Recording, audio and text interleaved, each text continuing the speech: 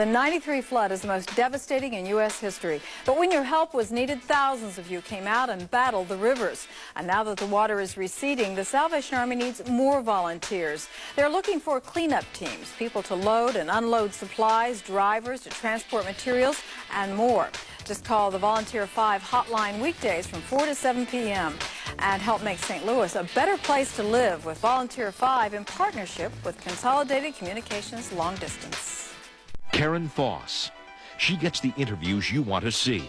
She asks the questions you want to hear. Karen Foss, face to face.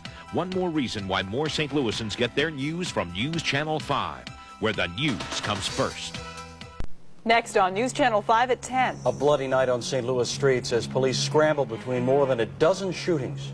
Body parts are being unearthed in a gruesome murder investigation in Tennessee. And Metrolink riders look for answers and threaten a lawsuit after a costly towing incident. Stay with us. The news at 10 is next. You're watching Channel 5, KSDK St. Louis, where the news comes first. With Kay Quinn, Randy Jackson, John Fuller, and Malcolm Briggs. This is News Channel 5 at 10.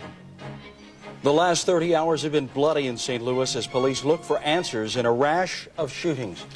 Good evening, I'm Randy Jackson. And I'm Kay Quinn. Our top story tonight, the count is at least 18. That's the number of people who've been shot since yesterday afternoon. St. Louis is already on track to set a record for homicides, and the last day didn't help that tally.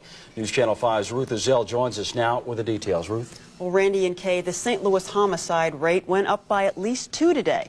But the day of shootings did not begin with a murder. The first shooting may be ruled accidental because 2 teenagers were playing with a gun. But police have been running between shootings ever since. The latest incident happened just about 2 hours ago. Police got the call at about 8 o'clock. They rushed to the 3300 block of Missouri, where 3 men were lying in the street, all shot. One was pronounced dead on the scene. Paramedics worked feverishly on the other 2 victims, both of whom were critically wounded. Investigators don't know the motive for the shootings, but they say the victims and the gunmen are all acquaintances.